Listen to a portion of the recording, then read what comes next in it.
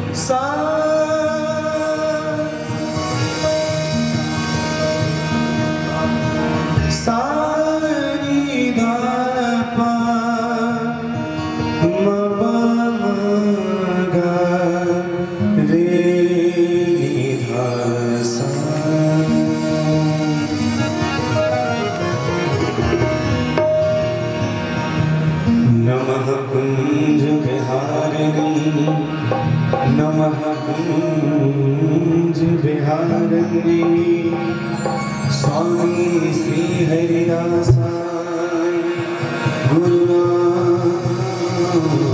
गुरुवे नमः। भक्ति भक्त भगवंत गुरु चतुर्नाम बहुई, इनकी पद वंदन की नासत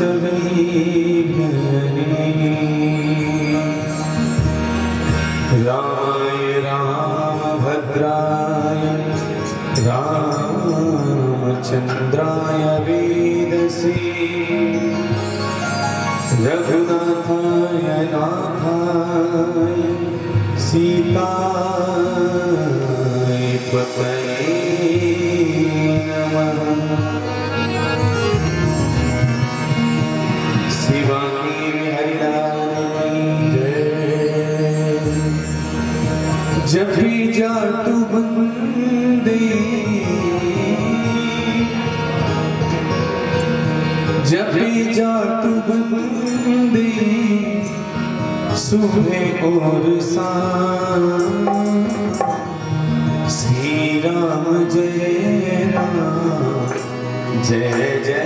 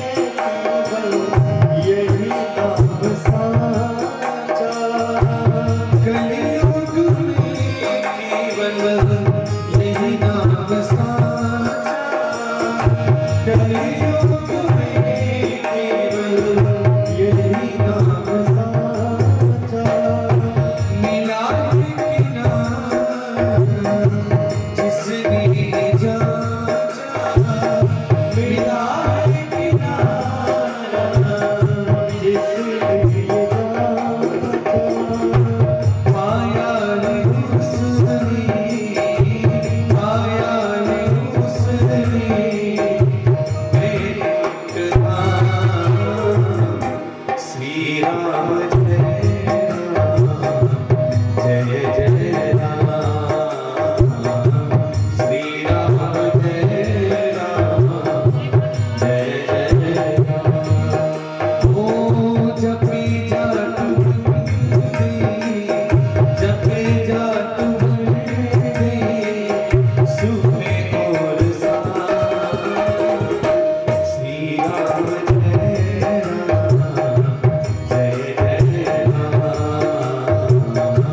श्री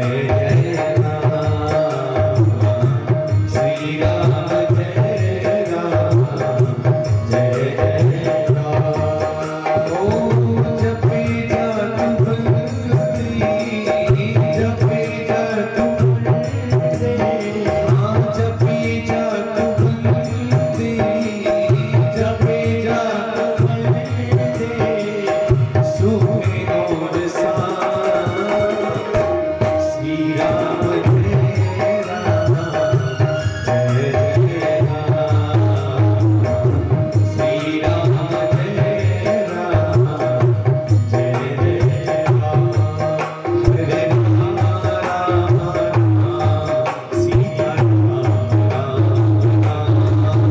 हरे राम राम राम सीता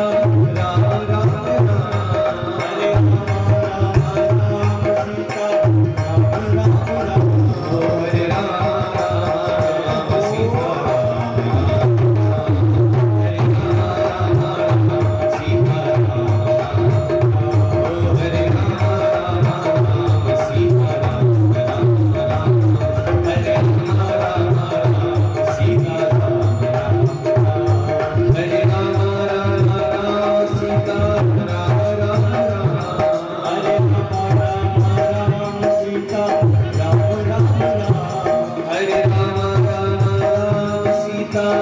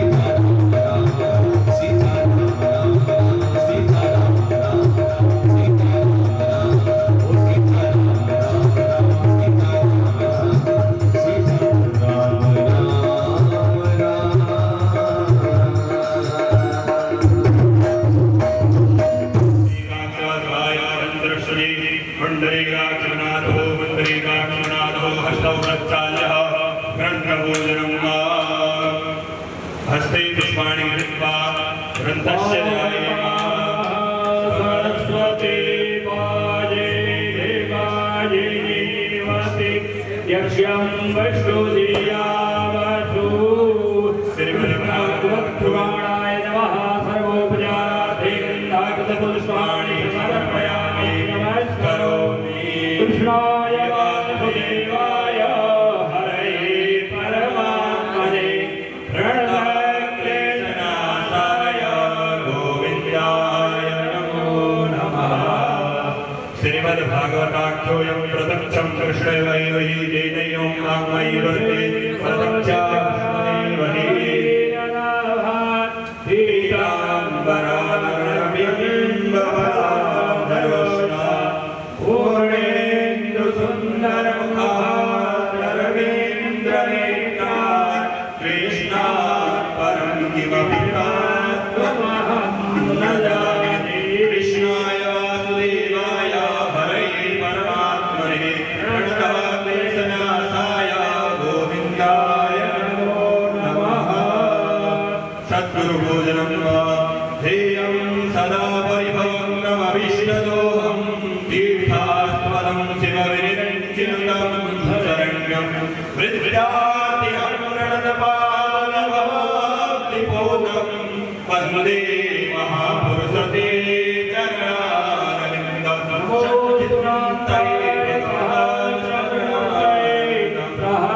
सहस्रपादाय शिशिरोर्भावे सहस्रनाम्ने पुरुषाय शाश्वते सहस्रकोटियुगधारिणे नमः। नमः वरदाय नमस्ते जलसायिने नमस्ते केशवानन्द वासुदेव नमोऽस्तुते वासनानां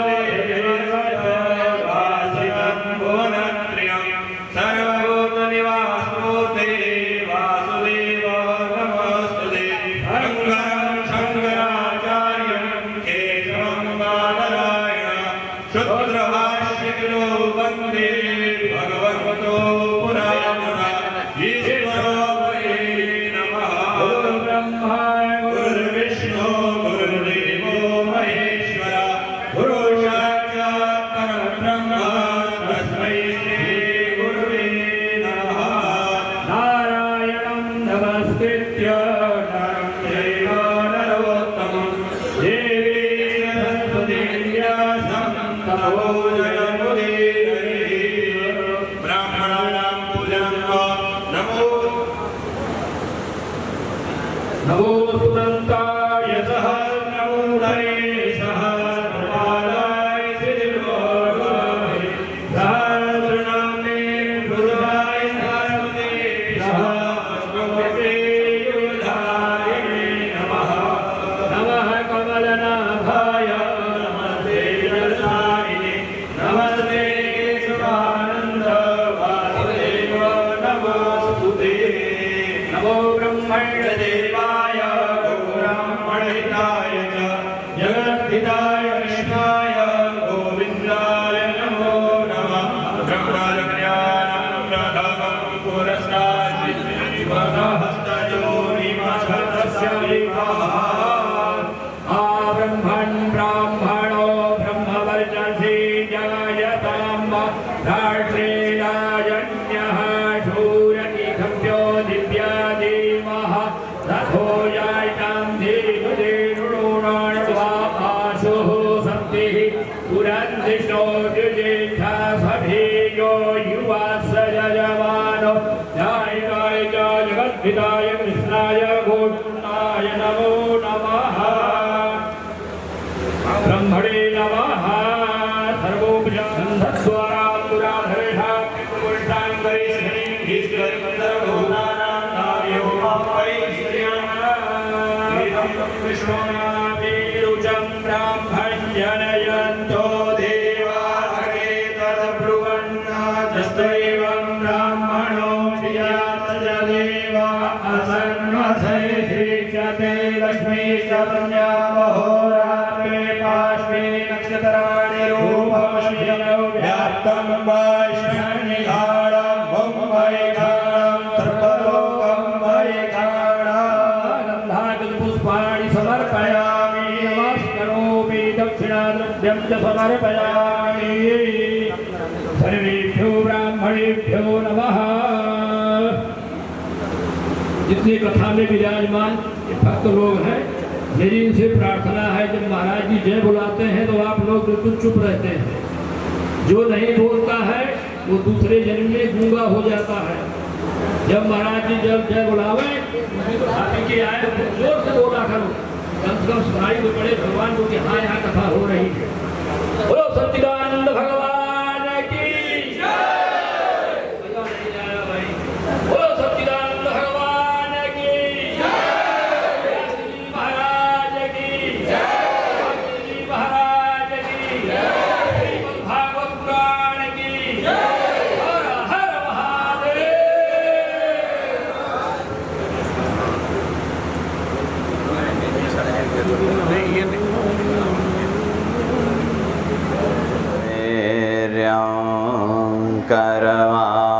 करवावहै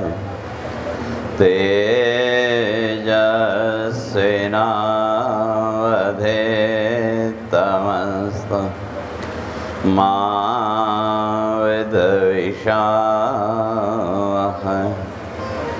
ॐ शान्ति शान्ति शान्तिः। शङ्करं शङ्कराचार्यं केशवं बादरायणं सूत्रभाष्यकृतो वन्दे भगवन्तो पुनः पुनः। ईश्वरो गुरुरात्मेति मूर्तिभेदविभागिने व्योमवद्व्याप्तदेहाय प्राप्तदेहाय दक्षिणामूर्तये नमः। ॐ शान्ति शान्ति शान्तिः। ॐ सच्चिदानन्दरूपाय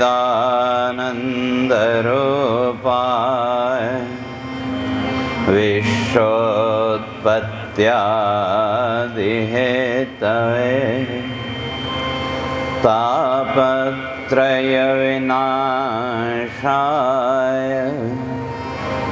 श्रीकृष्णाय वयं नमः। जन्माद्यस्य यतोऽन्वयादितरतः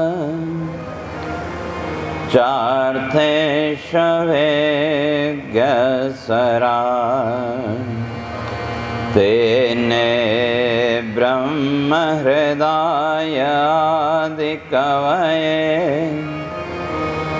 मुह्यन्ति यत्सूरयः। तेजो वारिमृदां यथा विनिमयो यत्र त्रिसर्गो मृषा धाम्ना स्वेन सदा निरस्तकुहकं सत्यं परं धीमहि। धर्मं प्रोजितकैतवोऽत्र परमो निर्मत्सराणां सतां वेद्यं वास्तवमत्र वस्तु शिवदं तापत्रयोन्मूलनम्।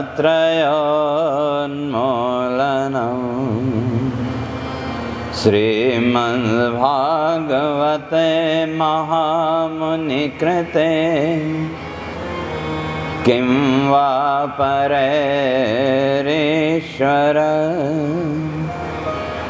सद्यो हृद्यवरुन्ध्यतेऽत्र कृतिभिः शुश्रूषुभिः तत्क्षणात्।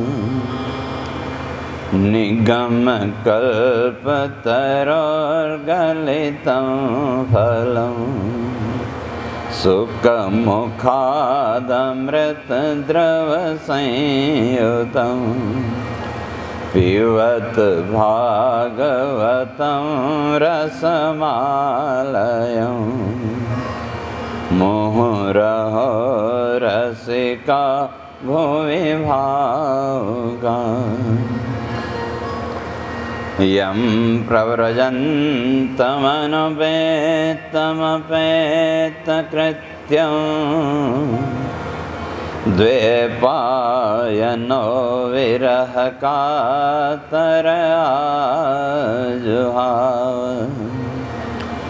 पुत्रेति तन्मयतया तरवो विनेदु तं सर्वभूतहृदयं मुनिमानतोऽस्मि। लक्ष्मीकास्तवक्षसं मुररिपो शङ्खासिकौमोदकी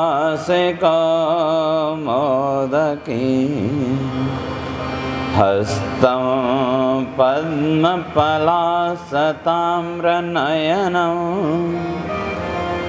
पीताम्बरं सार्गिणं मेघश्याममुदारपीवरचतुर्बाहुं प्रधानात्परम्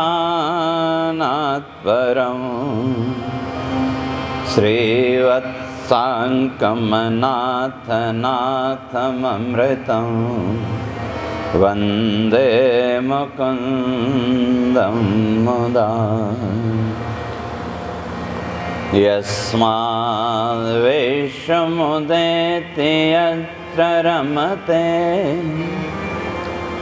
यस्मिन् पुनर्लीयते भासा यस्य जगद्विभाति सहजा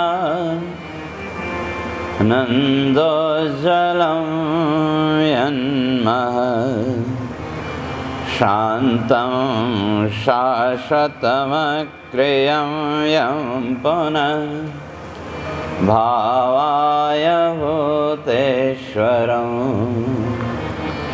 द्वैतध्वान्तमपाश्ययान्ति कृतिनः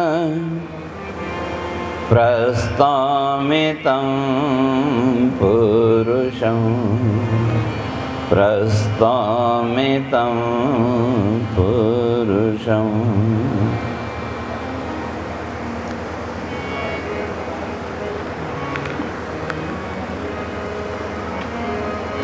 अब इसके बाद नर नारायण स्तुति, और जिसके पास पुस्तक नहीं हो वो इधर से ले सकते हैं।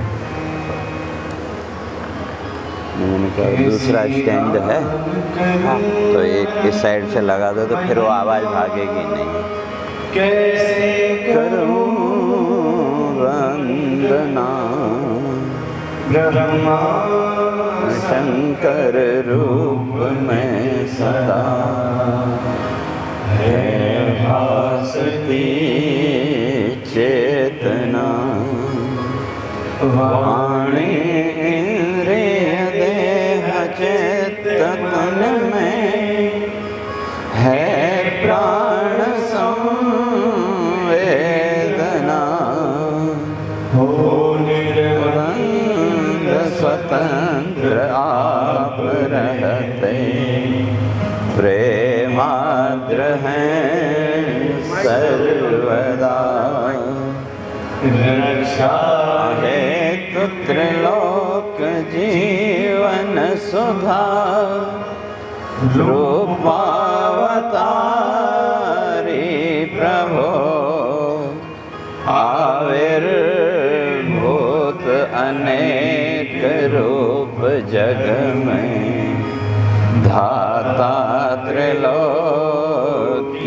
पिता हो प्राणी अमृत का पथिक तू है ध्येय दाता सदा हे सृष्टा जग पूर्ण विसमही उद्भूत है दिखता होता इस वर्षन काल कर्म गुण का मर्म धारणा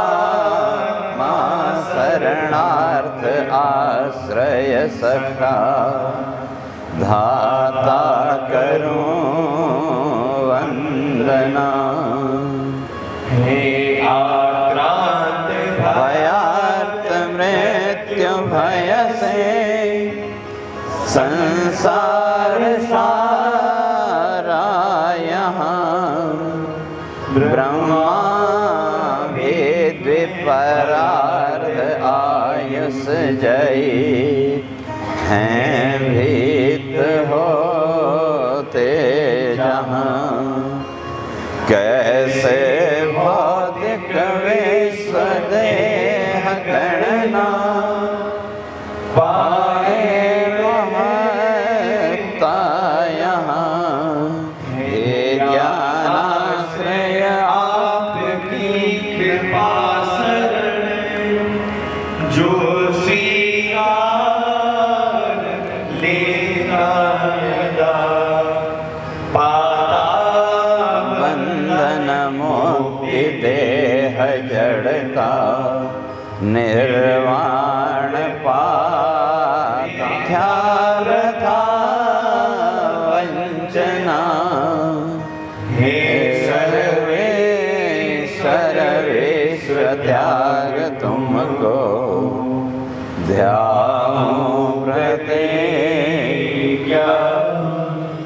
माया भासित ईश्वर मूर्ति में सत्वादि से आपका ज्ञानी सर्व उपासना नित्य करे। वैकुंठ पाए सदा वैकुंठ की है छटा। पीला राजस तामसी गुणमयी देती सदा साधना।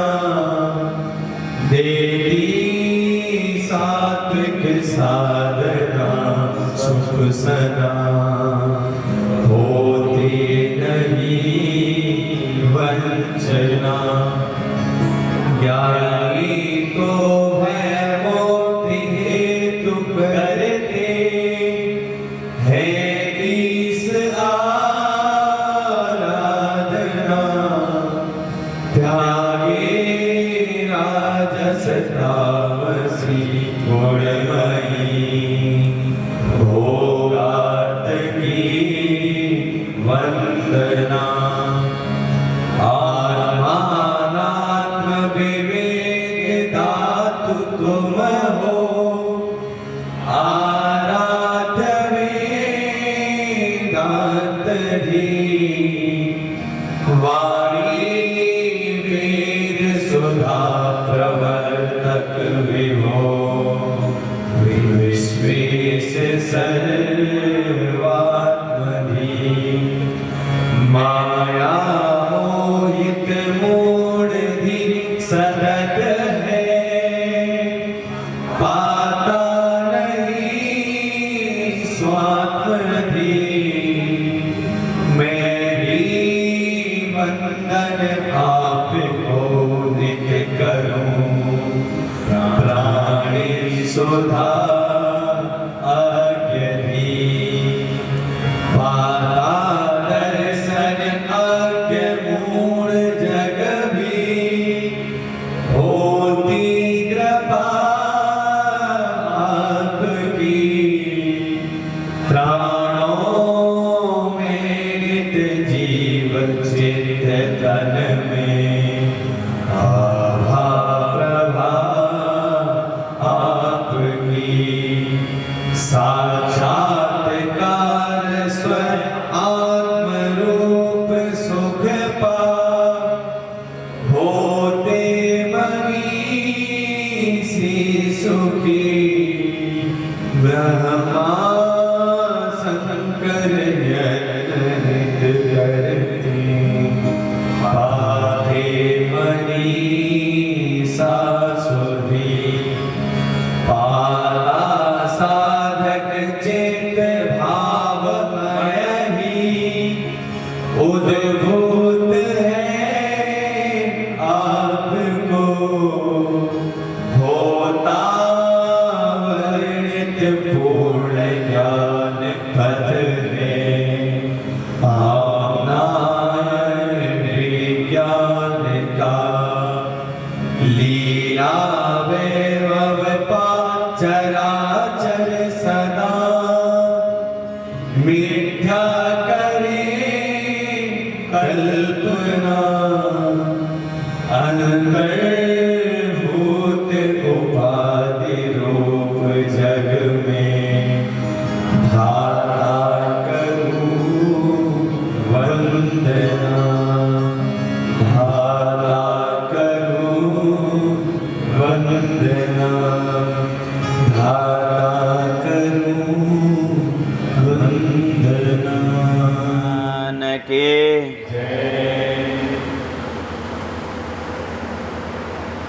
अब कथाक्रम को आगे बढ़ाते। कृष्ण जन्म तक की चर्चा हम लोग कल करके आए थे। भगवान का प्राकट्य हुआ,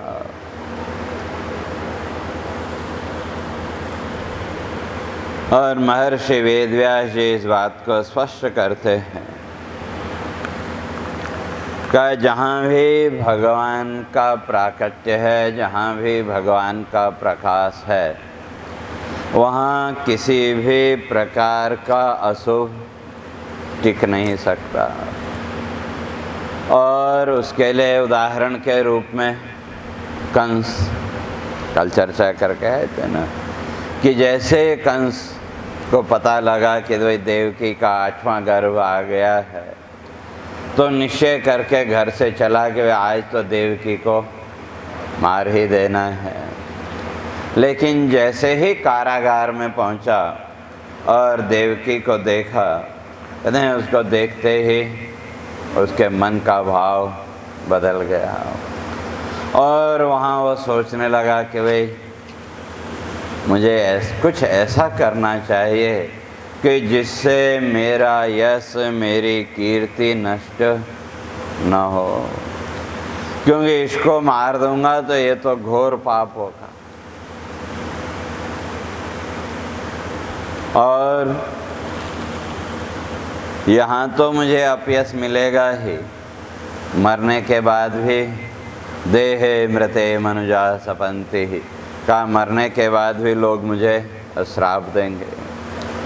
तो इस तरह से विचार करते हुए वो वहाँ से वापस लौट आया। और तभी फिर नारद जी वहाँ आ गए। कहा कि वे क्या कर रहे हो? यदकुलवासी जितने भी हैं वो सब कौन हैं? कहा सब देवताओं के अंश हैं, सब देवता ही हैं। और असुरों के वंशनाश के लिए सारा अभियान छेड़ रखा है। तो जैसे नारद जी ने उसको समझाया, तो उसके साथ ही उसकी पूर्व की जो स्मृति थी, कहते हैं पूर्व की स्मृति भी उसकी जागृत हो गई। तो क्या? क्योंकि पूर्व जन्म में मैं कालनेमी नाम का राक्षस था और भगवान विष्णु ने छल के द्वारा मेरी हत्या की थी।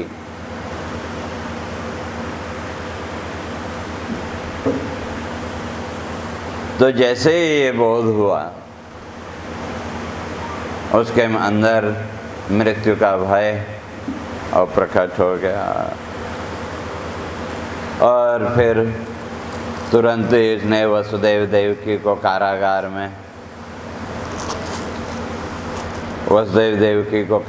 में बंद किया। न कारागार में तो थे, तो जैसे ही वो भय उसके अंदर संचारित हुआ, तो फिर जो है तो जो शिशु हत्या पहले कर रहा था, तो फिर उसमें और उसकी प्रवृत्ति और दृढ़ हो गई। और उधर देवताओं ने भगवान की स्तुति की। उस स्तुति की चर्चा कल सुन के आए थे और स्तुति लंबी है। और जब भगवान प्रकट हुए तो कब? भाद्र कृष्ण तिथि अष्टम निशा में, भाद्र मास के कृष्ण पक्ष की अष्टमी को, भाद्र कृष्ण तिथि अष्टम निशा में पूर्व दिशा से प्रकट निशा कर, कहते हैं पूर्व दिशा से जब चंद्रमा प्रकट हुआ तो उसी समय भगवान का भी प्राकट्य कारागार में हुआ। और एक बात याद रखो, भगवान का कभी जन्म नहीं होता है। और अगर वेदांत की दृष्टि से देखें तो जन्म किसी भी वस्तु का होता ही नहीं है। सब क्या है? प्रकट होता है। ये सारा संसार भी क्या है? प्रकट हुआ। जैसे स्वप्न, आप स्वप्न देखते हैं कि नहीं? और जहाँ स्वप्न आप देख रहे हैं तो वो जगह कितनी बड़ी? अगर शास्त्रीय रीति से देखें तो हृदयाकाश, और हृदयाकाश में भी जगह कितनी है? जो छोटी से छोटी जो सुई होती है ना, का उसमें धागा डालने के लिए जितनी जगह होती है उतनी सी जगह है। और जो भी स्वप्न आप देखते हैं वह उतनी सी जगह में ही देखते हैं। चलो वहाँ तक दृष्टि नहीं जाती, कोई बात नहीं। तो आपने जो स्वप्न देखा वो कहाँ देखा? कमरे में देखा ना, जहाँ आप सोए हैं। और वो कमरा कितना बड़ा? 10 बाई 15 का होगा, 20 बाई 20 का होगा, जो भी होगा। और जो दृश्य आपने देखे वो दृश्य आपके उस कमरे में समा सकते हैं क्या? तो स्वप्न के जिन दृश्यों को आप सत्य मान रहे थे वो उत्पन्न हुए कि प्रकट हुए? और प्रकट हुए, उत्पत्ति नहीं हुई। क्यों? अगर उत्पत्ति होती तो सपना देखने वाला सुबह तक रहता क्या? न वो कमरा रहता, न सपना देखने वाला रहता। तो इसी तरह से इस संसार में जो कुछ भी है वो सब क्या है? सब प्रकट हुआ है। और ये जन्म मृत्यु के तो ये तो हम अज्ञान के कारण जन्म मृत्यु आदि मानते हैं। ठीक है, संसार की दूसरी वस्तुओं के लिए भले ही आप मानो, लेकिन भगवान का तो कभी जन्म संभव ही नहीं है। तो भगवान केवल प्रकट होते हैं। तो भगवान भी जो है तो वहाँ कारागृह में प्रकट हुए। किस रूप में? चतुर्भुज रूप में भगवान वहाँ प्रकट हुए। तो कैसा रूप था? दिव्य रूप था, सम्मुख प्रकटा। दिव्य रूप था, सम्मुख प्रकटा, चतुर्बाहुमय अतिशय सुंदर, वक्ष सुशोभित वत्स चिन्हता। वक्ष सुशोभित वत्स चिन्हता, शंख चक्र कर गदा पद्मधर। चारों हाथों में चारों आयुध। और हमारे यहाँ आप देखें, हर एक देवी देवता, जितनी भी देवी देवताओं की मान्यता हमारी संस्कृति में है, हर एक के हाथ में कोई न कोई शस्त्र है कि नहीं? और शस्त्र का काम क्या है?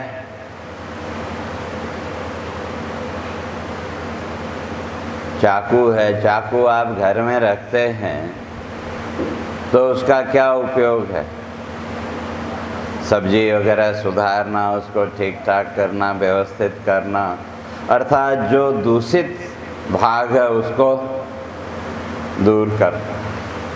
तो इसी तरह से हमारे यहाँ जितने भी देवी देवता हैं, हर एक के हाथ में कोई न कोई शस्त्र आपको देखने को मिलेगा। तो शस्त्र प्रतीक है आपके साधना के फल का। क्यों? शस्त्र का एक ही काम है, जो दूषित भाग है उस दूषित भाग को दूर करना। चाकू से भी हम सदुपयोग अगर करें तो, और दुरुपयोग तो कुछ भी कर सकते हैं। शस्त्र का सदुपयोग यही है कि वही जो दूषित भाग है उसका दूर करना। तो इसी तरह से वो जो भी देवी देवता हैं उनके हाथ में जो भी शस्त्र हैं, और जिस किसी भी देवी देवता की आप साधना करते हैं, आराधना करते हैं, तो वो शस्त्र प्रतीक है कि आपके जीवन का जो अशुभ है, जो दूषित भाग है, वो उसको उसके माध्यम से वो दूर होगा और वो स्थिरता आपके अंदर आए। और भगवान विष्णु के हाथ में शंख चक्र गदा और पद्म चार है, कहीं कहीं तलवार भी मान्य है। मुख्य रूप से ये 4 ही लेते हैं। और देखो जो गदा है, किसी भी चित्र में आप देखो भगवान की गदा जमीन के साथ स्पर्श करती हुई आपको दिखेगी, किसी भी मूर्ति में, फोटो में। तो वो गदा है स्थिरता की प्रतीक। जब उम्र हो गई तो शरीर का संतुलन बिगड़ने लगा, तो फिर छड़ी हाथ में लेते हैं कि नहीं? तो किस लिए? आपके शरीर की स्थिरता को बनाए रखने के लिए थोड़ा सा भी सहारा आपको मिल जाए तो उतना पर्याप्त। तो जो गदा है वो प्रतीक है कि अगर भगवान विष्णु की आप आराधना करते हैं तो आपके जीवन में वो स्थिरता आएगी। और जब स्थिरता आएगी, आपके मन बुद्धि में स्थिरता होगी, तो आप कुछ भी चिंतन आसानी से कर सकते हैं। और चिंतन का फल है जीवन में पवित्रता, और पवित्रता का प्रतीक है कमल। और दूसरी तरफ शंख। और जब पवित्रता आएगी तो उसके साथ साथ जो ज्ञान है वो भी, और जो शंख है वो ज्ञान का प्रतीक, और जो चक्र है वो काटने का प्रतीक, जो जीवन में अशुभ है उसको काटने का प्रतीक। तो इसी तरह से जितने भी देवी देवता हैं, हर एक के उन शस्त्रों का आप अगर विचार करो तो हर एक देवी देवता के साधना का जो फल है वो आपके सामने अपने आप स्पष्ट होता चला जाएगा। तो इसलिए भगवान वहाँ चतुर्भुज रूप में आयुधों के साथ प्रकट हुए, गले में कौस्तुभ मणि की माला और वत्स चिन्ह और श्यामल छवि, कानों में कुंडल आदि, वहाँ पूरा सौंदर्य का वर्णन महर्षि वेदव्यास जी ने किया। और उधर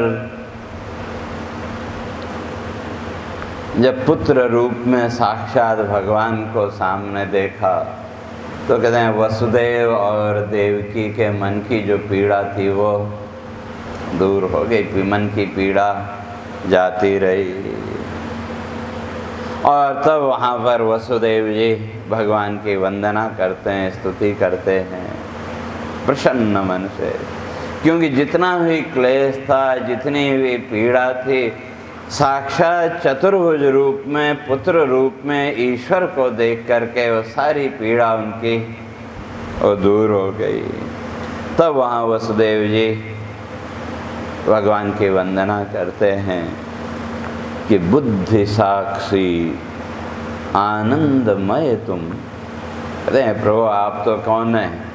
बुद्धि साक्षी, आप बुद्धि के साक्षी हैं। और आनंदमय, आनंदमय आप हैं। चिन्मय शाश्वत तत्व पुरातन, माया बल से जग को रचते, त्रिगुण माया दृश्य जग जीवन।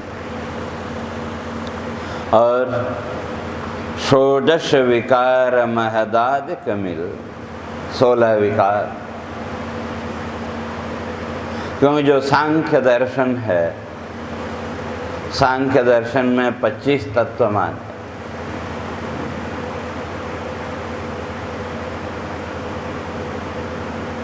तो और वहाँ 16 विकार माने। जो पुरुष तत्व है कहा वो न प्रकृति है और न विकृति है, और जो माया है वो प्रकृति है। प्रकृति माने मूल। और प्रकृति विकृतयः सप्त, प्रकृति और विकृति दोनों जो तत्व हैं वो 7 तत्व हैं। और 16 विकार, 16 और 7 23, एक मूल प्रकृति का वो किसी का विकार नहीं है, 24 और पुरुष 25। तो ये 25 तत्व सांख्य दर्शन मानता है। तो उसी बात को यहाँ वसुदेव जी कहते हैं कि इन 16 विकारों के माध्यम से ही ये जो माया भगवती है ये जगत का सृजन करती है।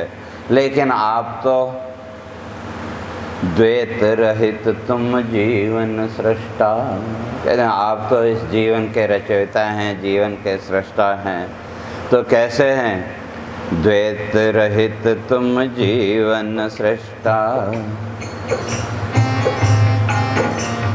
द्वैत रहित तुम जीवन सृष्टा, जन्म मृत्यु से रहित सनातन, सब में अनुगत सबसे विरहित। सब में आप हैं भी और आप सबसे अलग भी। अनुगत माने जो सब में व्याप्त है, इसलिए सब में अनुगत सबसे विरहित, व्यापक चिन्मय तत्व पुरातन, व्यापक चिन्मय तत्व पुरातन। और गुण लक्षण से प्रज्ञा करती केवल रूप प्रभा अनुमोदन। कहते हैं हमारी जो बुद्धि है वो तो केवल रूप को ही देख पाती, आपके उस तत्व को तो देख नहीं पाती। और जो अज्ञानी है का इन गुणों को, इन लक्षणों को ही सच्चा मान लेता है, इसलिए अलग अलग चिंतन, अलग अलग रूप में और चिंतन करता है। लेकिन आप तो क्या हैं? परम सत्य तुम अंतर्यामी, परम सत्य तुम अंतर्यामी, परम सत्य तुम अंतर्यामी, नहीं भेद कुछ तुम में भगवन, नहीं भेद कुछ तुम में भगवन। और ये संसार कैसा है तो आगे स्पष्ट करते हैं। देह गेह सब दृश्य जगत के,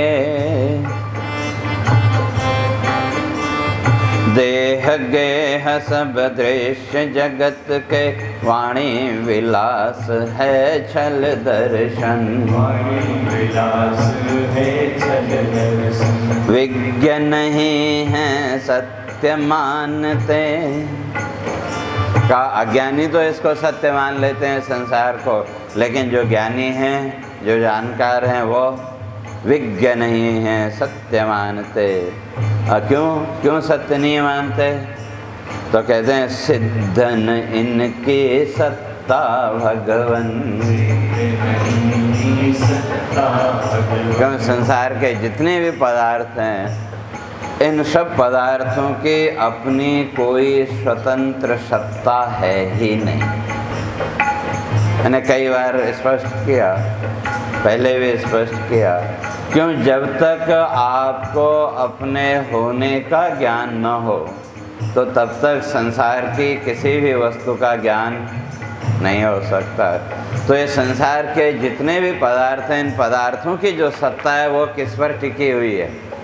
हमारी स्वयं की सत्ता पर। तो इसलिए ये जो पदार्थ हैं का इनके अपनी स्वतंत्र कोई सत्ता नहीं है।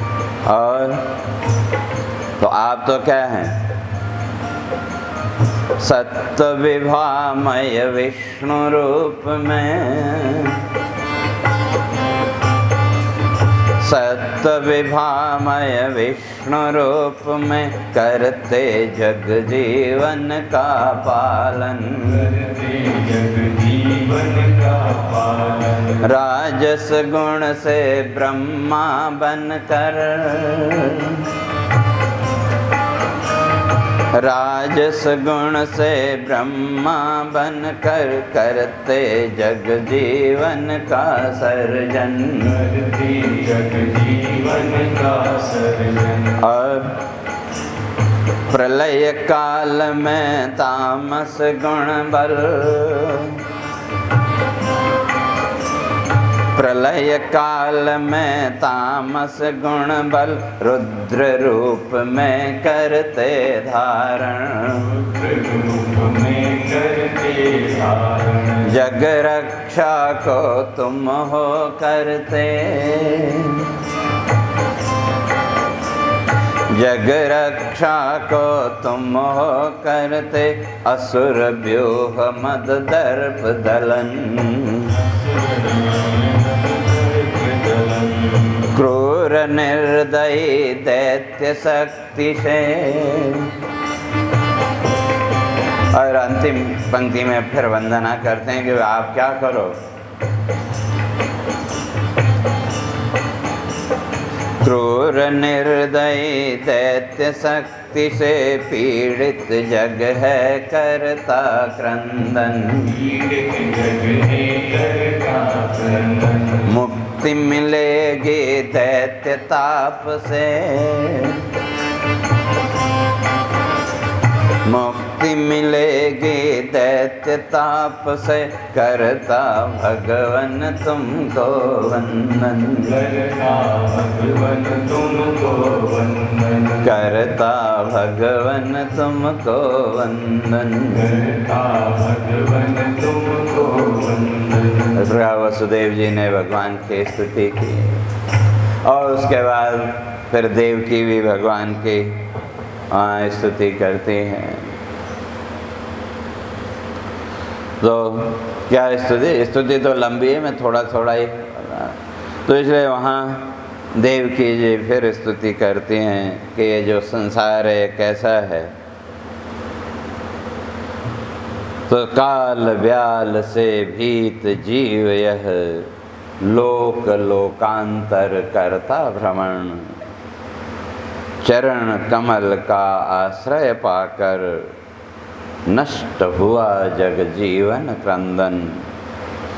और काल चेष्टा जग जीवन क्रिया, लीला वैभव जग के आश्रय, मैं शरणागत करती वंदन, काल रूप है ब्रह्म अनामय। परमात्मा कहते हैं मैं आपके वंदना करती हूँ। और दिव्य चतुर्भुज रूप आपका, ध्यान योग से मिलता दर्शन, देह अभिमानी अज्ञानी जन, नहीं कर पाते रूप दर्शन।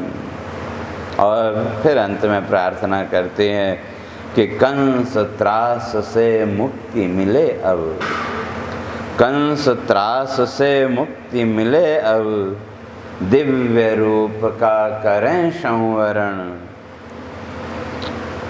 चतुर्भुज रूप का करके लय। अरे देव की कहते कि आप जो है तो आप अपने इस चतुर्भुज रूप को अब छिपा लो, कहे इसको अब दिखाने की जरूरत नहीं है। इसलिए चतुर्भुज रूप का करके लय, मनुज रूप को कर लें धारण, का अब तुम सामान्य मनुष्य के रूप को धारण कर लें। और अंत में फिर बड़े प्रसन्न और आश्चर्य के साथ कहते हैं कि प्रलय काल में सकल विश्व का प्रलय के समय जो संपूर्ण विश्व को, संपूर्ण ब्रह्मांड को अपने आप में लीन कर लेता है। प्रलय काल में सकल विश्व का जो आत्म रूप में करते लय का, जो अपने स्वरूप में सब लय कर लेता है, और वही गर्भ में मेरे आकर का, वही परमात्मा वही मेरे गर्भ में आकर के करते लीला अतिशय विस्मय। कहते हैं वही परमात्मा मेरे गर्भ में आकर के लीला कर रहा है। कहते हैं इससे बड़ा आश्चर्य और क्या हो सकता है। तो जब वसुदेव और देवकी दोनों ने प्रार्थना की, स्तुति की, तो भगवान ने उनकी आज्ञा के अनुसार फिर चतुर्भुज रूप का लय करके सामान्य बालक का रूप धारण किया। और वहाँ भगवान उनको बताते हैं क्योंकि ये भी वसुदेव और देवकी का तीसरा जन्म है। तो भगवान उनके वहाँ क्यों प्रकट हुए? तो उसका उत्तर देते वहाँ भगवान ने स्पष्ट किया, कहते हैं स्वयंभू मनवंतर में पृष्णी और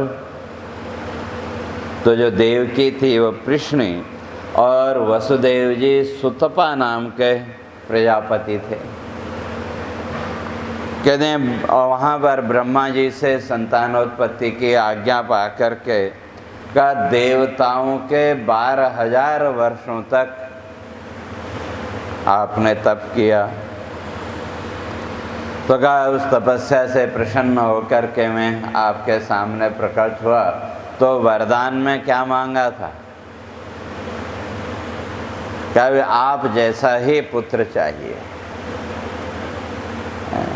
और भगवान ने तथास्तु कह तो दिया। लेकिन बाद में ख्याल आया कि मेरे जैसा तो और इस दुनिया में कोई हो ही नहीं सकता है, लेकिन अब वरदान दे चुके। तो इसलिए का उस समय फिर कृष्ण गर्भ के नाम से वहाँ प्रकट हुए। और दूसरे जन्म में अदिति और कश्यप, जो देवकी थी वो अदिति और वसुदेव जी कश्यप ऋषि के रूप में। तो वहाँ जो है तो वामन रूप में भगवान ने अवतार लिया। और कहते हैं अब यह तीसरे जन्म में भी मैं आपका पुत्र बन के यहाँ प्रकट हुआ। तो इसलिए कहते हैं कि चतुर्भुज रूप तो केवल तुमको तुम्हारे पूर्व जन्मों का स्मरण कराने के लिए मैंने तुमको दिखाया था। तो इसलिए कहा कि वे तुम मेरे प्रति निरंतर ब्रह्म भाव ही रखना, तो उस ब्रह्म भाव के द्वारा तुमको मोक्ष की प्राप्ति होगी। और साथ ही साथ का लोक व्यवहार के लिए वात्सल्य स्नेह के चिंतन के द्वारा भी भगवान कहते हैं आपको मोक्ष की प्राप्ति होगी। तो इस तरह से वसुदेव देवकी का संबोधन किया और उसके साथ ही माया भगवती को आदेश दिया, कहा अब तुम्हारा काम शुरू। भाई मेरा जो काम था वो तो प्रकट होना था, मैं प्रकट हो गया। अब आगे का सारा कार्य तो माया भगवती करेगी। तो इसलिए भगवान ने योग माया के माध्यम से शिशु का रूप धारण कर लिया और उधर यशोदा के गर्भ से योग माया पुत्री के रूप में उधर प्रकट हुई। और उस योग माया ने उस समय फिर सारे जीवों की जो चेतना है उस चेतना का हरण कर लिया। और इधर कंस के कारागार के जितने भी चौकीदार थे वो भी सब अचेत हो गए। और योग माया के प्रभाव से वसुदेव की बेड़ियां खुल गई, कारागार के द्वार खुल गए। और उधर वसुदेव जी ने भगवान को टोकरी में उठाया और ईश्वरीय प्रेरणा से तो वो गोकुल की ओर वहाँ से चल पड़े। और बीच में आई यमुना जी, और यमुना जी वह चरण स्पर्श करने के लिए और उनके पीछे पीछे बरसात में भाई भगवान को किसी प्रकार का कष्ट न हो, शेषनाग जो है तो छतरी बना करके साथ में चलने लगे। तो इस तरह से जब यमुना जी को चरण का स्पर्श मिला तो यमुना जी ने तुरंत वसुदेव जी को मार्ग दे दिया। तो वो गोकुल आकर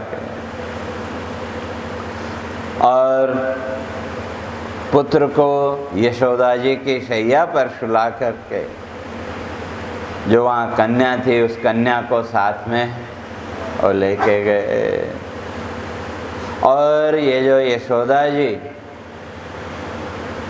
ये कौन है? एक कैकई।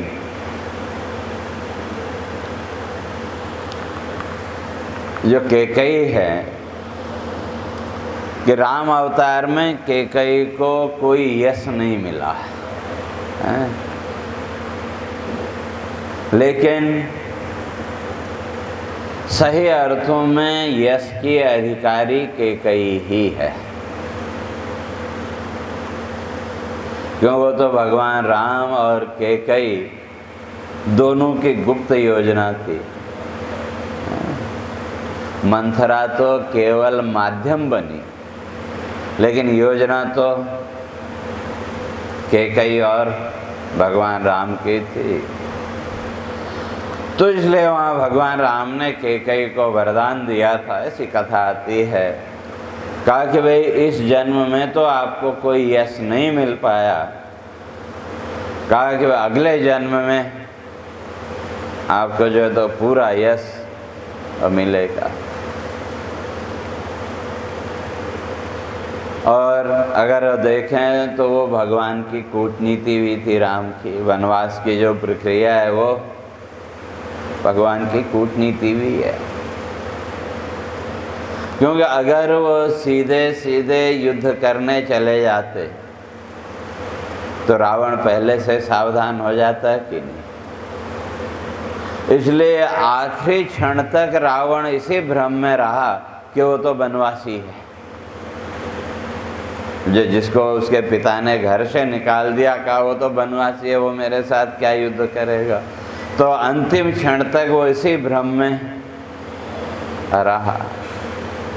और भ्रम कह लें या उसकी दृढ़ निष्ठा, क्यों? रावण ने एक जगह एक बात ये भी कही, कहा कि अगर ये भगवान का अवतार है तो कहा तब भी मुझे डरने की ज़रूरत नहीं है।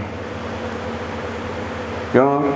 अगर ये भगवान है तो कहा मेरा उद्धार निश्चित है, और जब उद्धार निश्चित है तो फिर डरना किस बात से? और अगर ये कोई सामान्य व्यक्ति है तो कहा उससे मुझे वैसे ही भय नहीं, क्यों? सामान्य व्यक्ति तो मेरे से जीत नहीं सकता। और दूसरी तरफ भगवान ने पूरे समाज को एक सूत्र में बांधने का काम वहाँ किया। तो ये जो यशोदा जी हैं, तो ये पूर्व जन्म के कैकई, तो यहाँ उन्होंने कुछ नहीं किया, लेकिन सारा यश किसको मिला? आज भी अगर भगवान की माँ के रूप में आप अगर किसी को याद करते हैं तो किसको? यशोदा जी को। देवकी को तो कभी कभार भले ही याद कर लेते हों, लेकिन माँ के रूप में यशोदा को याद करते हैं कि नहीं? तो वसुदेव जी ने वहाँ बालक को सुलाया और कन्या को वापस लेके आए, और जैसे ही कारागार में पहुँचे तो कहते हैं फिर वो बेड़ियाँ ज्यों की त्यों फिर हो गई। और सारे द्वारपालगण एकदम नींद से जाके कि भाई कैसे झपकी आई। और इतने में वो जो कन्या थी, उस कन्या ने रुदन आरंभ किया, रोना शुरू किया। और वो रोना सुन कर के तुरंत दौड़े दौड़े गए कंस के पास, कहा कि भाई बालक का जन्म हो गया है। और वो कंस भी वहाँ से जो है तो दौड़ा दौड़ा वहाँ आया।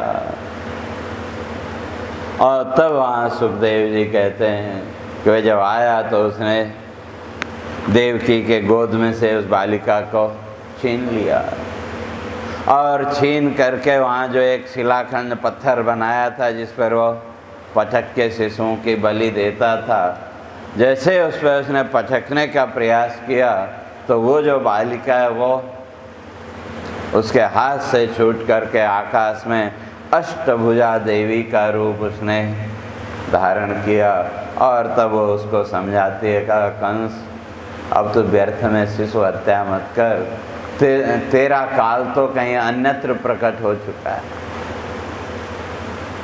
तो तब कंस वहाँ बड़ा दुखी होता है, कहता है कि भाई जब विधाता ही झूठ बोलने लग जाए तो फिर मैं किसका विश्वास कर सकता हूँ। भाई आकाशवाणी हुई थी, उस आकाशवाणी के कारण मैंने वसुदेव देवकी को यहाँ बंद किया, और वो विष्णु ने यहाँ भी छल किया, वो कहीं अन्यत्र जाके प्रकट हो गया, तो इसलिए वो वसुदेव देवकी से क्षमा मांगता है, फिर उनको कारागार से मुक्त करता है। तो कैसे, तो उसी को यहाँ सुखदेव जी स्पष्ट करते हैं। शिशुक्रंदन शन द्वारपालगण, शिशुक्रंदन सन द्वारपालगण, शिशुक्रंदन सन द्वारपालगण, भोजराज को करते सूचित, शिशु जन्म वृत्त सुन कंस चित्त था, शिशु जन्म वृत्त सुन कंस चित्त था, शत्रु भाव से विकल व्यथित, और उसका शत्रु भाव और वहाँ जागृत हो गया जैसे ही सुना कि भाई अष्टम गर्भ ने जन्म लिया। और क्या कहता है, काल विष्णु है हुआ प्रकट अब, काल विष्णु है हुआ प्रकट, अब नहीं रहेगा अब वह जीवित, बंदी ग्रह को चला वेग से, तेजी से एकदम जल्दी में, लेकिन देख सुता को था अति विस्मित, का वहाँ जो कन्या को जब देखा तो बड़ा आश्चर्यचकित हुआ, लेकिन आकाशवाणी ने तो कहा था कि अष्टम गर्भ, लेकिन वहाँ ये नहीं कहा था कि पुत्र या पुत्री, अष्टम गर्भ की आकाशवाणी। तो सोच रहा था कि वे विष्णु तो पुत्र रूप में, लेकिन उसको देख करके बड़ा आश्चर्यचकित हुआ। अब जो भी है, कहा कि भाई यही मेरा काल है, विष्णु का कोई भरोसा नहीं, कब कहाँ कैसे छल करेगा। और मातृ अंक से छीन सुता को, मातृ अंक से छीन सुता को, शिलाखंड पर किया प्रहार, और तब होकर मुक्त कंस पास से, कन्या करती रूप विस्तार। और कैसा रूप, अष्टभुज आयुध भूषण कांते, अष्टभुज आयुध भूषण कांते, प्रकटी देवी दिव्य आकार, शंख चक्र सर गदा चर्म धनु, क्या क्या आयुध थे हाथों में, शंख चक्र सर गदा चर्म धनु, असी शूल युक्त रूप साकार,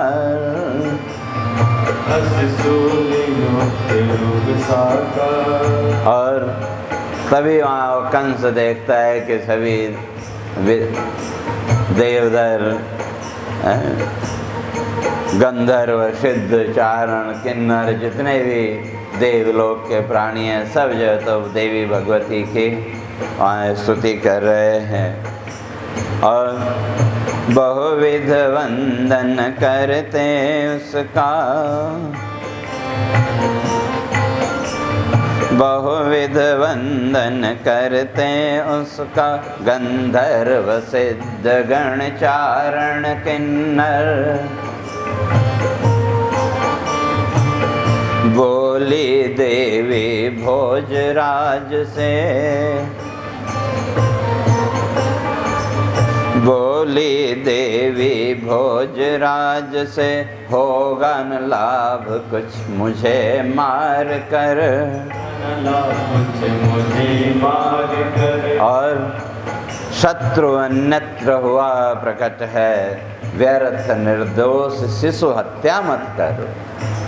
इसलिए इतना संदेश दे करके कहते हैं देवी का जो रूप था वो अंतर ध्यान हो गया। बोलिए सच्चिदानंद भगवान की। और तब जो तो कंस कहते हैं अपने मन ही मन सोचने लगा। तो क्या सोचने लगा? लगा सोचने मन ही मन वह, लगा सोचने मन ही मन वह, किया पाप अति घोर गहन। और कैसा पाप किया? स्वजन बंधु जन त्याग दिए सब, स्वजन बंधु जन त्याग दिए सब, घोर दुष्ट में जीव अधम, घोर दुष्ट में जीव अधम। और आगे कहता है कि केवल आदमी ही छल करता है, ऐसा नहीं। आज मुझे पता लगा कि विधाता भी छल करता है। आदमी झूठ बोले तो बात समझ में आती है। इसलिए नहीं मनुज ही केवल जग में, नहीं मनुज ही केवल जग में, करता मिथ्या छल वंचन, करता मिथ्या छल वंचन। स्वयं विधाता छल है करता, स्वयं विधाता छल है करता, होते विधि के असत वचन, होते विधि के असत वचन। विधिवाणी को सत्य मान कर, विधिवाणी में ना आकाशवाणी, विधाता की वाणी, विधिवाणी को सत्य मान कर, विधिवाणी को सत्य मान कर, किए कर्म घोर नृशंस गहन, कर्म घोर संस गहन। और स्वयं विधाता झूठ बोलता, कहते हैं स्वयं विधाता भी जब झूठ बोलता है तो फिर मैं किसकी बात को सच मानूं? स्वयं विधाता झूठ बोलता, स्वयं विधाता झूठ बोलता, मैं किसको मानूं सत्य वचन, मैं किसको मानूं सत्य वचन। और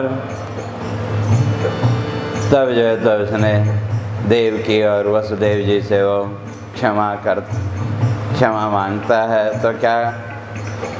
व्योमधनि सुन विस्मित कंस ने किया मुक्त था देव युगल को, नमन था करता नम्र निवेदन, क्षमा करो हे देवी मुझको, क्षमा करो हे देवी मुझको। तो वहाँ क्षमा मांगता है कि भाई मुझे क्षमा करो, मैंने तो आकाशवाणी सुन करके ये सब कुछ किया था, मुझे नहीं पता था कि विधाता भी झूठ बोलेगा, इसलिए जो भी मैंने आपको कष्ट दिया और किया तो कहा उसके लिए तो मुझे जो है तो आप क्षमा करो। और तब फिर वो समझाता है। ऐसा नहीं समझना कि वह कंस ज्ञानी नहीं था। तो अब यहाँ जो समझाता है वसुदेव देवकी को पूरी वेदांत की बात, तो क्या समझाता है? देवाधीन है जग जीवन, दैवाधीन है जग जीवन, क्षण में बनता और बिगड़ता, में बनता और बिगड़ता। कर्म अनुसार जन्म मृत्यु सब का, जन्म और मृत्यु तो सब कर्म के अनुसार, इसलिए मैंने तुम्हारे पुत्रों की हत्या की तो कहा ये भी उनका कोई कर्म होगा, मेरा भी कर्म होगा, इसलिए कर्म के अनुसार सब जन्म और मृत्यु होते, और नहीं तत्व का उससे नाता, असत देह को सत्य मान कर, असत देह को सत्य मान कर जीव जगत के बंधन पाता, जीव जगत से बंधन पाता। तत्व बोध पा अज्ञ जीव का, तत्व बोध पा अज्ञ जीव का, जन्म मृत्यु का भय मिट जाता, कर्म अनुसार जीव जगत में, कर्म अनुसार जीव जगत में विविध योनि गति जीवन पाता, विविध योनि गति जीवन पाता। मैं मेरा का बन अभिमानी, मैं मेरा का बन अभिमानी, सुख दुख जीवन भोग भोगता, सुख दुख जीवन भोग भोगता। और तब शरणागत हो कंस अश्रु से, उनके चरणों में गिर पड़ा और आँखों से, कंस के आँखों से आंसुओं की धार बहने लगी। तब शरणागत हो कंस अश्रु से, शरणागत हो कंस अश्रु से, करता उनका पग प्रक्षालन, उनका पग प्रक्षालन। क्षमा दान पा देव युगल से, क्षमा दान पा देव युगल से, हुआ कंस मन संताप समन, कंस मन संताप समन। और पैरों में गिर पड़ा और आंसुओं की धार इतनी, तो कहते हैं कि वो आंसुओं से उन्हें वसुदेव और देवकी के पैरों का प्रक्षालन किया। तो उनको मुक्त करके और उनसे क्षमा मांग करके और वसुदेव देवकी ने उसको क्षमा कर दिया और अपने महल में पहुंचा। और अगले दिन फिर सुबह जब मीटिंग बैठी सभासदों की, तो उसके जो सहयोगी थे, मुष्टिक, चाणूर आदि जितने भी दैत्य थे, उन्होंने कहा ठीक है भाई, तुमने उनको क्षमा तो कर दिया, चलो वो तो ठीक है, लेकिन तुम्हारा शत्रु तो गोकुल में है, ये तो पता लग गया, इसलिए पता करवाए ना अभी 2-3 दिन के अंदर कहाँ कहाँ बालकों का हुआ। तो सबकी सलाह से पूतना को वहाँ भेजा।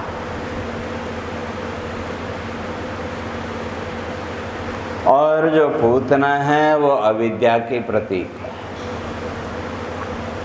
जैसे पहले महर्षि वेदव्यास जी इस बात को स्पष्ट करके आए थे कि जहाँ परमात्मा की अभिव्यक्ति हो वहाँ किसी भी प्रकार का अशुभ टिक नहीं सकता। और भगवान की ये जितनी भी लीलाएं हैं ना, यहाँ पूतना से लेकर के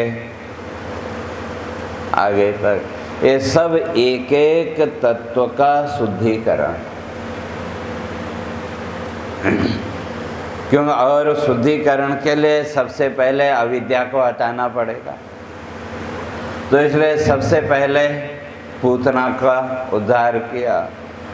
और ये जो पूतना है ये अविद्या रूप है, और उसके बाद सक्टासुर, तृणावर्त आदि, तो एक एक तत्व का भगवान शोधन करते हुए और चले। तो वही लीलाएं अब आगे चलेंगे। तो अब सबकी सलाह से जो पूतना है वो सुंदर स्त्री का रूप धारण करके गोकुल में पहुंची, और उधर गोकुलवासी तो सब भगवान के जन्म के उसमें सब उधर मग्न थे, सब उत्सव मना रहे थे। और बड़े बड़े उत्सव जहाँ होते हैं तो वहाँ फिर कौन आया कौन गया उतना ज़्यादा ध्यान भी और नहीं रहता है। तो इसलिए उधर जन्मोत्सव के समय जब मनाता तो पूतना ने वहाँ छद्म वेश में वहाँ प्रवेश किया। तो कैसे प्रवेश किया, और एक पूतना कौन, तो कहते हैं कंस अनुचरी बाल घातिनी, माया छल बल कुशल पूतना, नगर वीथि में विचरण करती, छद्म रूप धर क्रूर पूतना। कंस अनुचरी बाल घातिनी, कंस अनुचरी बाल घातिनी, माया छल बल कुशल पूतना, नगर वीथि में विचरण करती, छद्म रूप धर क्रूर पूतना, रूप धर क्रूर पूतना, मन अनुरूप दिव्य रूप धर। और कैसे पहुंचे, मन अनुरूप दिव्य रूप धर, गोकुलपुर पथ प्रविष्ट पूतना, गोकुल के गलियों में पहुंच गई। और कैसे जा रही थे, तो वहाँ एक उपमा जो है तो महर्षि वेदव्यास जी ने दी। कहते हैं जैसे लक्ष्मी अपने पति के दर्शन को जाती हैं, तो बस कहता उसी तरह से बढ़िया सज धज करके। तो इसलिए ज्यों कमला निज पति दर्शन को, हरि दर्शन को चली पूतना। जैसे लक्ष्मी अपने पति के दर्शन के लिए जाते हैं, तो उसी तरह से भगवान के दर्शन के लिए पूतना चल पड़ी। और तब अनायास ही नंद भवन में हरि सम्मुख थी प्रकट पूतना, और देख निद्रारत शिशु को सम्मुख। देखा कि बालक वहाँ सोया हुआ है तो बड़ी खुश हुई, क्यों जाग रहा होता तो शायद नए आदमी को देख करके रोता कुछ करता, लेकिन वहाँ तो वो सोए हुए हैं। वास्तव में भगवान निद्रारत नहीं है, भगवान तो सब जानते हैं। तो भगवान ने सोचा अगर मेरी दृष्टि इसके ऊपर पड़ गई तो ये तो मेरी दृष्टि पड़ते ही भस्म हो जाएगी, क्योंकि सूर्य के सामने अंधेरा रह सकता है क्या? सूर्य के सामने अंधकार टिक नहीं सकता। इसलिए भगवान ने सोचा कि अगर मेरी दृष्टि इस पर पड़ गई तो ये तो दृष्टि पड़ते ही यहीं भस्म हो जाएगी, और ये भस्म हो गई तो फिर लीला कौन करेगा? अगर मेरी नज़र पड़ते, दृष्टि पड़ते ही पूतना भस्म हो गई तो फिर आगे की लीला कैसे होगी? तो इसलिए कहते हैं भगवान ने अपनी आंख बंद कर दी, और जब आंख बंद कर ली तो पूतना को लगा कि बालक सोया हुआ है। तो इसलिए क्यों आंखें बंद की, तो उसके दो कारण यहाँ पर महर्षि वेदव्यास जी बताते हैं। तो क्या, जान पूतना चित्त कामना, क्योंकि उसके मन में क्या भाव है तो भगवान जानते थे। इसलिए जान पूतना चित्त चित्त कामना, जान पूतना चित्त कामना, मुदित नेत्र हरि करते चिंतन। हरि करते चिंतन, नेत्र ज्योति से नष्ट अविद्या, नेत्र ज्योति से नष्ट अविद्या, कैसे होगा लीला मंचन। कैसे होगा लीला, क्योंकि ये तो दृष्टि पड़ते ही भस्म हो जाएगी। और एक कारण ये, और कहा दूसरा कारण का इसका दर्शन करना उचित नहीं है। क्यों? ये तो मेरी हत्या करने के लिए आई है, इसलिए ऐसी स्त्री का दर्शन करना भी उचित नहीं है। तो इसलिए आगे बाल घातिनी कुटिल कामिनी, बाल घातिनी कुटिल कामिनी, नहीं उचित है इसका दर्शन। धात्री बन कर हुए प्रकट है, आई तो है दूध पिलाने, धाई माँ के रूप में प्रकट हुई है, इसलिए धात्री बन कर हुए प्रकट है। धात्री बन कर हुए प्रकट है, खुर में है अति क्रूर प्रभंजन। भाई इसका हृदय शुद्ध नहीं है, ऊपर से माँ बन के आई है लेकिन हृदय में क्रूरता इसके अंदर है। और तब जो है तो वहाँ भगवान शिव से प्रार्थना करते हैं, कहा भगवान ये तो कालकूट विष लेके आई है, और विष पीने का काम किसका है? भगवान शिव का। तो इसलिए वहाँ कहते हैं भगवान आप आके आप अपना काम करो, आप जो है तो इस विष पान करो और दूध में पीऊँगा। तो तब आगे कालकूट विष पान कराने,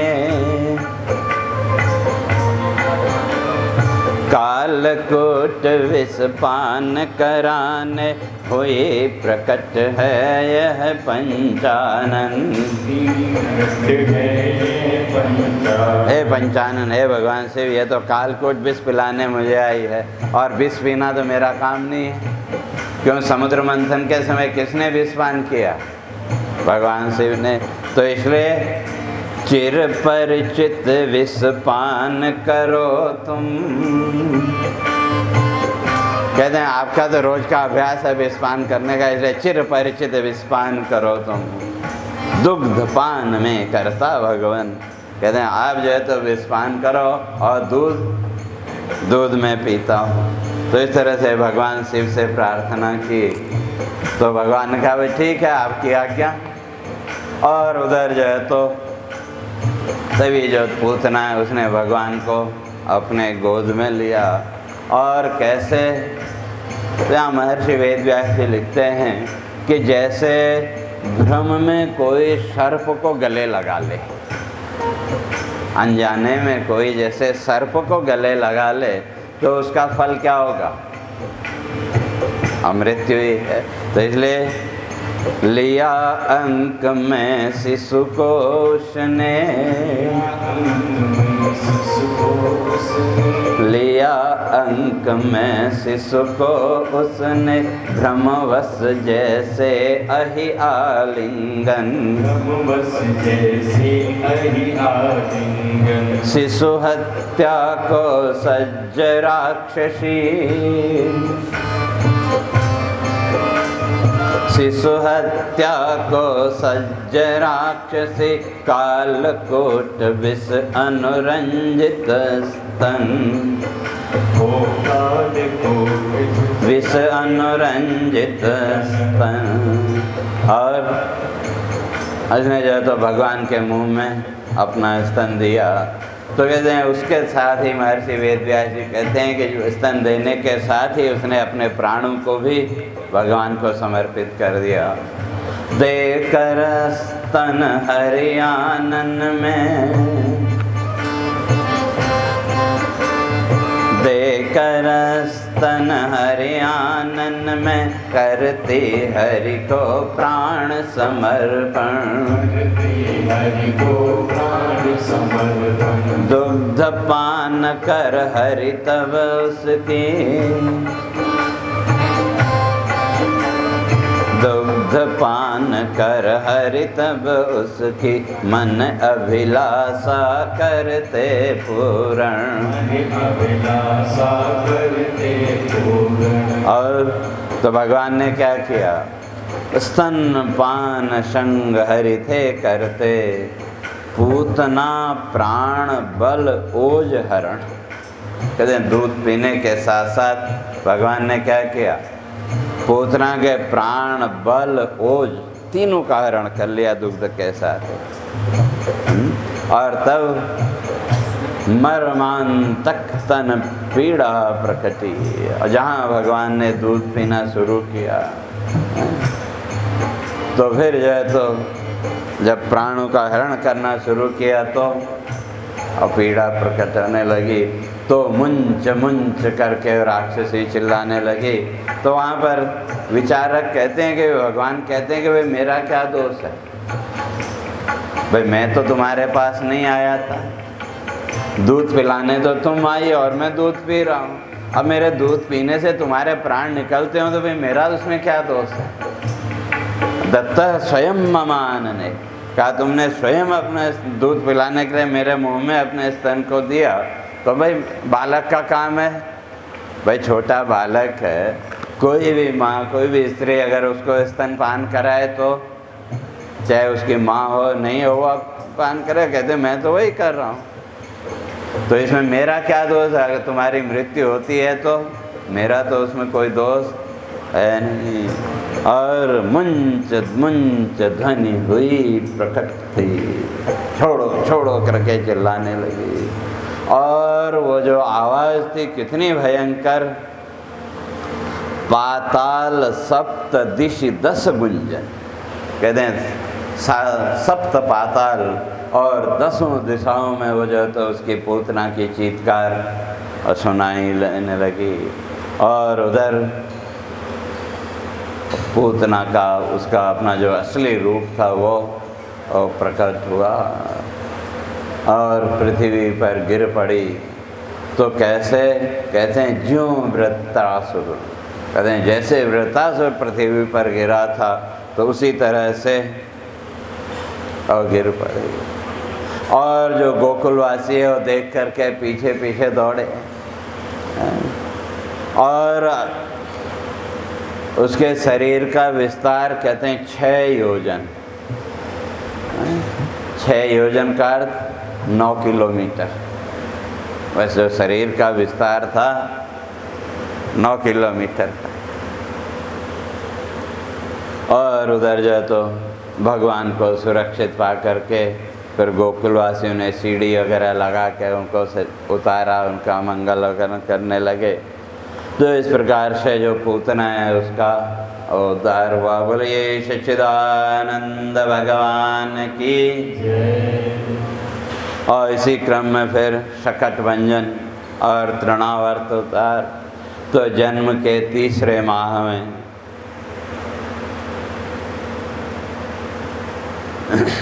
अभिषेक उत्सव के समय बालक को सोया हुआ देखकर के माँ ने उसको छकड़े के नीचे और सुला दिया।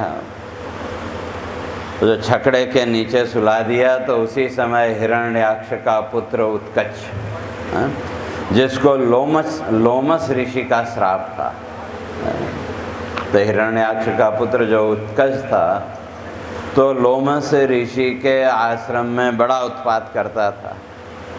तो उससे तंग आकर के महर्षि लोमस ने उसको श्राप दिया कि तुम शरीर विहीन हो जाओ।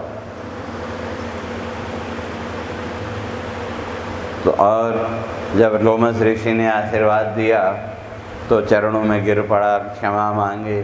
तो ऋषि ने कहा कि भाई भगवान कृष्ण के स्पर्श से तुम्हारी मुक्ति होगी।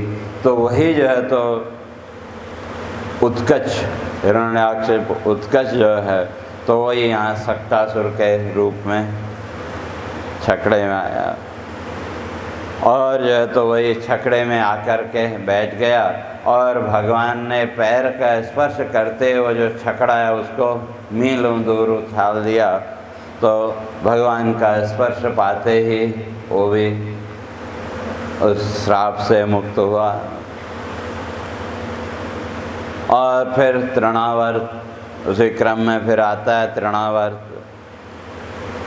तो एक दिन माता यशोदा पुत्र का लाड़ दुलार कर रही थी, तो कंस का निजी सेवक तृणावर्त, क्योंकि कंस एक एक करके भेजता रहा किसी न किसी को,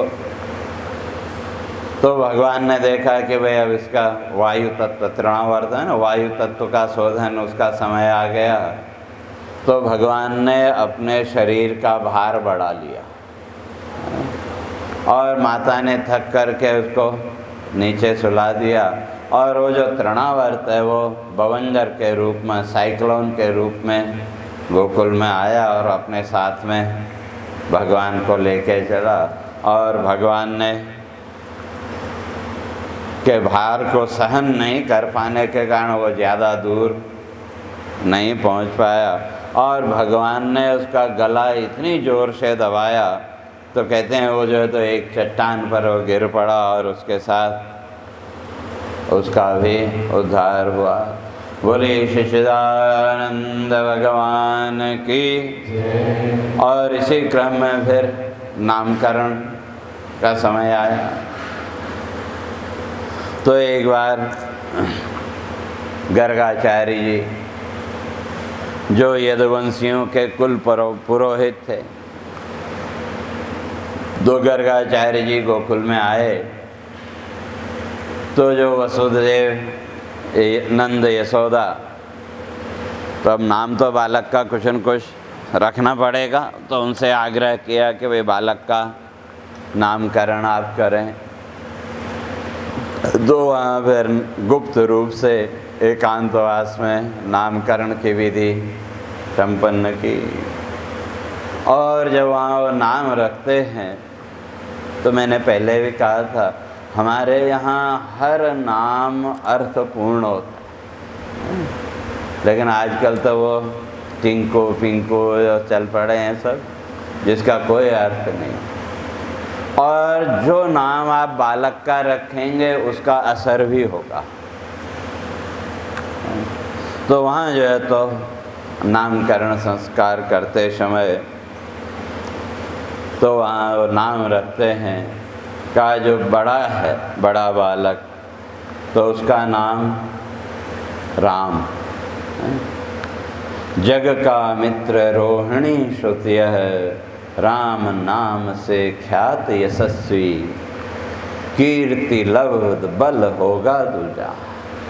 कहते हैं पहला नाम तो इनका क्या है, राम ही है, लेकिन संसार में कार्यों को देख करके इनका नाम क्या पड़ जाएगा, बल। तो इसलिए क्या नाम हो गया, बलराम। और तीसरा नाम संकर्षण। अगर तीसरा नाम क्या होगा, संकर्षण। क्यों? क्योंकि देवकी के गर्भ से संकर्षण करके रोहिणी के गर्भ में उसको योग माया ने स्थापित किया था। तो कहते हैं इसलिए तीसरा नाम इनका संकर्षण। और का दूसरा ये जो श्याम वर्ण में, क्यों जो बलराम जी है उनका वर्ण गौर वर्ण और कृष्ण का वर्ण श्याम वर्ण।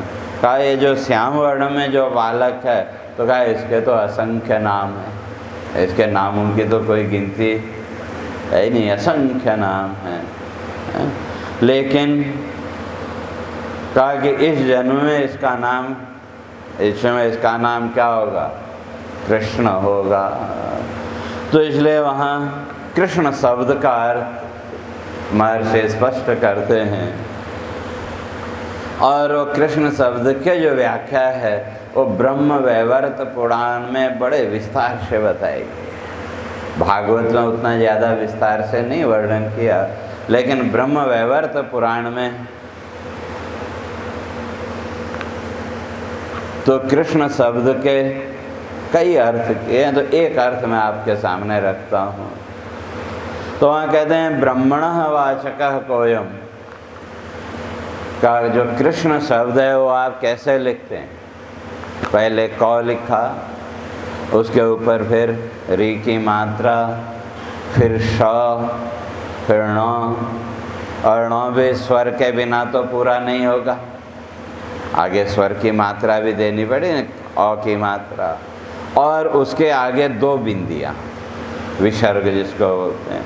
इसलिए वहाँ कृष्ण शब्द का अर्थ स्पष्ट करते हैं कि ब्रह्मणः वाचकः कोयम ऋकारो अनंतवाचकः शिवस्य वाचकः सस्य नकारो धर्मवाचकः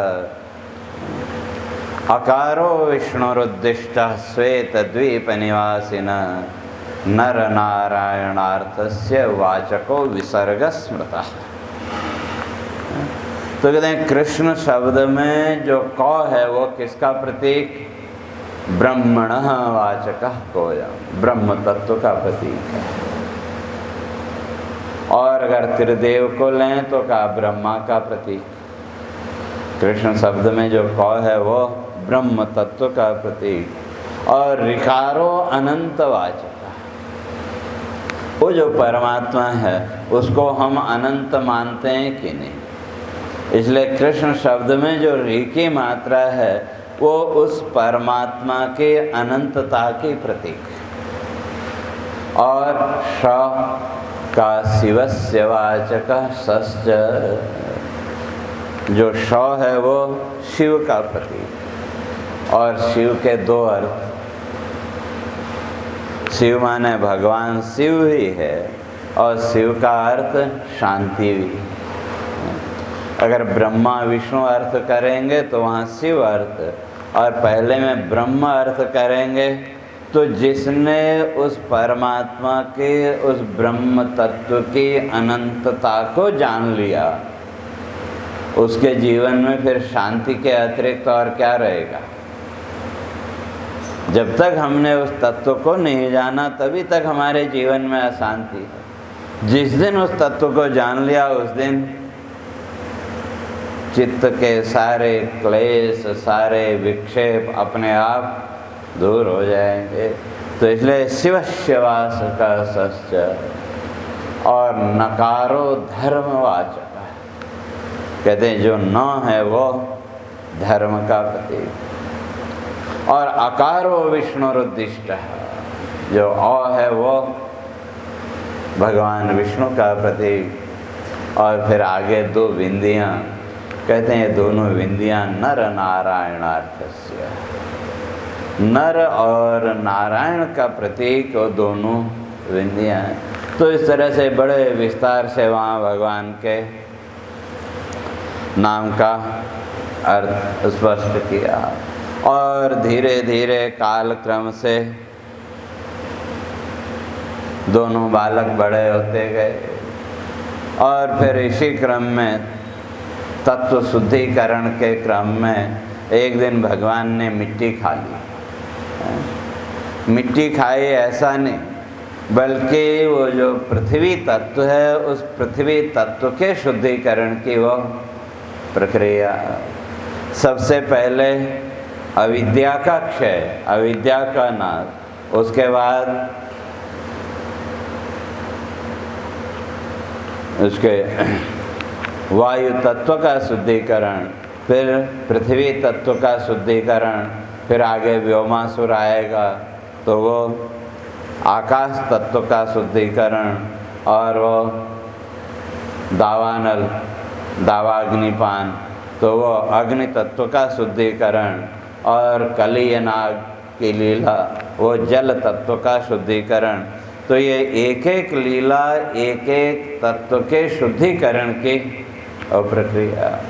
तो उसी क्रम में एक दिन मिट्टी खा ली, तो जो दूसरे साथी थे उनने जाके यशोदा से शिकायत की, और तब यशोदा गुस्से में वहाँ पहुँची और उनका मुंह खोला तो क्या देखा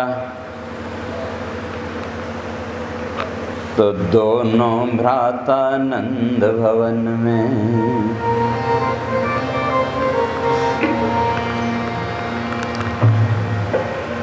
दोनों भ्राता नंद भवन में सुख से करते जीवन यापन। सुख से करते जीवन यापन। और क्या करते थे?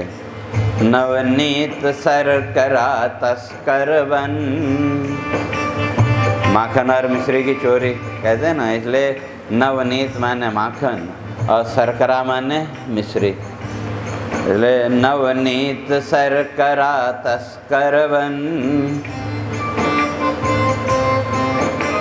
नवनीत शर्करा तस्कर बन कुंज वीथि में करते विचरण। कुंज वीथि में करते विचरण। तभी एक दिन धरा शुद्धि को, तभी एक दिन धरा शुद्धि को करते श्री हरि मृदा भक्षण। ग्वाल बाल सब माता सम्मुख, ग्वाल बाल सब माता सम्मुख करते कृष्ण कर्म गति वर्णन। कृष्ण कर्म गति वर्णन। कुपित यशोदा ने मुँह खोला, कुपित यशोदा ने मुँह खोला पाया विश्वरूप का दर्शन। पाया विश्वरूप का दर्शन। क्या क्या देखा? ज्योति चक्र जल तेज वायु नभ, ज्योति चक्र जल तेज वायु नभ जीव काल था जग का जीवन। जीव काल था जग का जीवन। और विविध विभामय विश्व चराचर, क्या क्या मुंह के अंदर देखा उसका वर्णन। विविध विभामय विश्व चराचर देव धनुज मनु तारा मंडल। ब्रज ब्रजवासी स्वयं स्वयं को, ब्रज ब्रजवासी स्वयं स्वयं को देख विस्मित हरि कौतुक छल। और तब वो माँ सोचने लगी, क्या सोचने लगी? लगे सोचने विस्मित होकर, लगे सोचने विस्मित होकर है यह भ्रम या बुद्धि विकार। जन्म सिद्ध है योगी कोई, कहते हैं ये जो बालक है ये कोई योगी है, जन्म सिद्ध योगी है। इसलिए जन्म सिद्ध है योगी कोई, जन्म सिद्ध है योगी कोई है बालक यह हरि अवतार। और तब वहाँ जो है तो फिर माता भगवान का वहाँ वंदना करती है। तो क्या? मन वाणी के नहीं विषय तुम, मन वाणी के नहीं विषय तुम हो शाश्वत सत्य पुरातन। अचिंत्य रूप गुण कीर्ति असीमित, अचिंत्य रूप गुण कीर्ति असीमित जगत नियंता तुमको वंदन। कुटिल बुद्धि मस यस धन वैभव, कुटिल बुद्धि मद यस धन वैभव में मेरा का भ्रम जग जीवन। माया अधिपति जीवन साक्षी, माया अधिपति जीवन साक्षी जगत नियंता तुमको वंदन। जगत नियंता तुमको वंदन। तो तब देवकी यशोदा ने वहाँ भगवान की स्तुति की और उसके बाद तत्वबोध दे करके भगवान ने अपने उस लीला वैभव का भी संवरण किया। तो तब वहाँ परीक्षित फिर प्रश्न करते हैं क्या वे यशोदा जी और नंद बाबा ने ऐसा कौन सा पुण्य किया था जिसके कारण भगवान उनके यहाँ पुत्र रूप में प्रकट हुए। तो उसका उत्तर देते हुए सुखदेव जी कहते हैं कि वे ये परीक्षित, ये नंद जी पूर्व जन्म में श्रेष्ठ वसु थे और उनका द्रोण नाम था, और जो पत्नी यशोदा जी उनका नाम था धरा। और ब्रह्मा जी से ईश्वर भक्ति का वरदान प्राप्त करके कहते हैं इस जन्म में वही नंद और यशोदा के रूप में प्रकट हुए। और इसी क्रम में फिर उखल बंधन और यमलार्जुन उद्धार और कथा आती है। तो ये जो तो दोनों मणिग्रीव और नलकूबर ये कुबेर के पुत्र थे। तो जब कुबेर के पुत्र थे तो एक बार नारद जी कैलाश से वापस आ रहे थे, तो ये दोनों यक्ष जो है तो जल क्रीड़ा में व्यस्त थे। नारद जी उधर से निकले तो इन्होंने नारद जी की उपेक्षा की। देखा नहीं देखा हो तो बात अलग है, देखा लेकिन फिर भी उपेक्षा करके उन्हीं के सामने जो है तो उच्छृंखलता करने लगे। तो तब नारद जी ने कहा कि भाई इनको जो है तो पद मिलने के बाद इनका अहंकार बढ़ गया, इसलिए इनको दंड तो देना पड़ेगा। तो इसलिए श्राप दे दिया, कहा कि तुम जो है तो वृक्ष योनि में अब तुम जाओ, तुम जो है तो वृक्ष योनि में जाओ।